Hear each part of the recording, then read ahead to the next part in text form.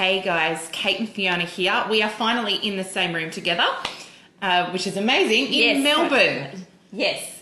Last night we're here for Melbourne Networking and delighted last night, hey, to catch up with some people who have read the book, asked questions. It was awesome. Yeah, great crowd. Really good fun. Yeah. So this month we're talking about emotional intelligence. We started the journey with respect to self-awareness. Last week we talked a little bit around what is emotional intelligence. Again, another one of those terms that we talk about a lot, but you know, how well is it defined? Today we're going to talk about vulnerability, which is really important, particularly in two chapters of the book. The first around be authentic, and the second, of course, asking for help. So perhaps let's talk about, you know, what is vulnerability to start with. Brené Brown's made it super popular in terms of her books. We read her books. We love her stuff. I think there's a movie coming out on Netflix soon. I saw that come up in my Facebook feed this morning. So lots of great stuff around it, but what is it? So vulnerability is all about being open and authentic. It is about taking that risk of being wounded by criticism.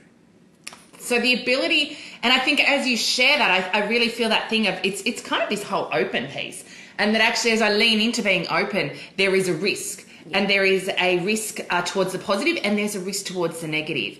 And what stops us most of the time is we're not focused on the positive. We're very much focused on the negative, which is, oh, wow, you know, what happens if that goes wrong? What happens if I get feedback that I did a bad job? Yeah, I think Brené has a lovely way of distinguishing this. She talks about that the reason we're not vulnerable is because we're worried about this whole, you know, shame and uncertainty and what might happen to us. But actually, vulnerability is this incredibly rich birthplace of joy, of belonging, of a sense of connection, and actually being grounded in our authenticity. So it's got so much to give us, and yet it can feel scary to do. Yeah, it ties into, we've had Anthony Benici speaking at our networking events, and he's coming up in a webinar, I think it is in May, but talking about limiting beliefs and the stories that we've got going on in our head. And it really kind of, that connects in with conversations I've been having with Accelerate clients this week, which is, you know, it may be true, but it may not be true. How about we find out the truth? And that's that, you know, lean into, we risk it being true and then us finding out that the story is true, and then what do we do with that? And on some level it's easier just to stay in this space of, oh, I don't know. And like what we know from so many conversations with clients is, you know, particularly the negative story in our head, 9 times out of 10 it's not true. Yeah, we get so caught in this, you know, what's the worst case that could happen, and so debilitated by that. And I think vulnerability is this funny thing where culturally we're kind of sort of told to hold our feelings back and to not share what's going on. But in doing that, we're not as connected to other people. And this thing about being prepared to be open, it enables trust with others, and trust is that real sense of connection and, as we said, belonging. So, you know, it's counterintuitive thing. It feels unsafe to be vulnerable, but actually, when you do it, it's a courageous act. And in doing it, it's like the act of confidence. Doing it actually gives you the strength, which then means, oh my goodness, so many things open up. Yeah, absolutely. That staircase piece. And I reflect back now to in the Self-Awareness Facebook Live, we talked about have your circle of loving critics.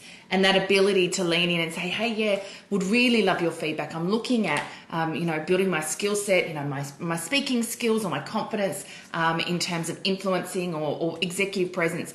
Would love your feedback to help me do that, and lean in and see it as something that it's a positive, that it's a pathway to growth rather than, you know, something to be feared. And I think you know, circling back to the limiting belief, part of it is just a mindset piece. When we actually see it as a gift, yes, rather than something to be defended against. Yes. And it's this thing about, as you say, small steps, but going somewhere where it feels safer at first. So if you're not used to being vulnerable or sharing, go to those loving critics, go to that inner circle where you feel, you know, that even if it goes wrong or it doesn't work out as well as you had, you're not going to be, you know, devastated by the experience. So that start in a good place, and it was somewhere where you'll get constructive feedback, but you're not risking too much, because that just can throw us into terror. Yeah. And let's talk then, because with the rise of popularism around vulnerability, it's become kind of one of these leadership terms, which is, oh, you know, they're not vulnerable or they need to be more vulnerable.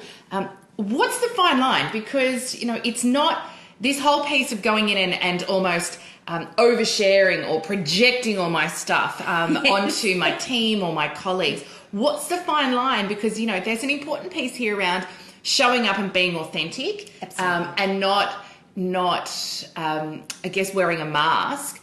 But it's also around, how much do I need to share? Because there's a whole important piece here around personal brand. Absolutely. And that fine line, it's really important. This is actually one of the reasons why self-awareness and emotional intelligence are so important, because then you can calibrate and self-regulate what you're sharing and what you're not. And what we do know about oversharing is when we do too much, it actually undermines our credibility. So we've got to be conscious of what we're doing here.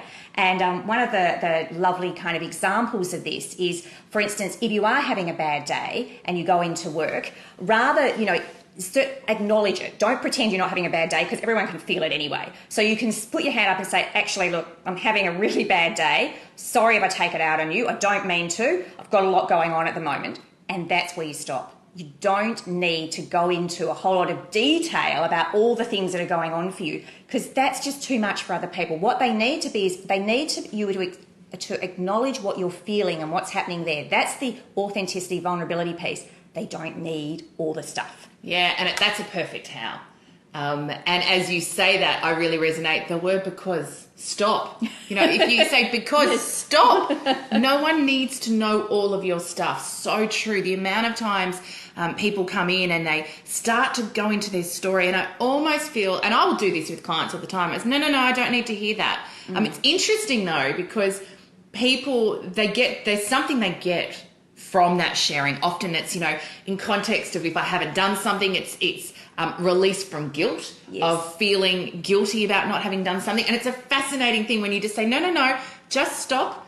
It's okay. Thank you for sharing that. So I think that's a really lovely one across all things in context of vulnerability. But I actually think, in context of how we communicate and position and present ourselves, being really mindful of actually what is necessary and for what purpose and at what cost. That's a coaching question we use across all clients that we work with.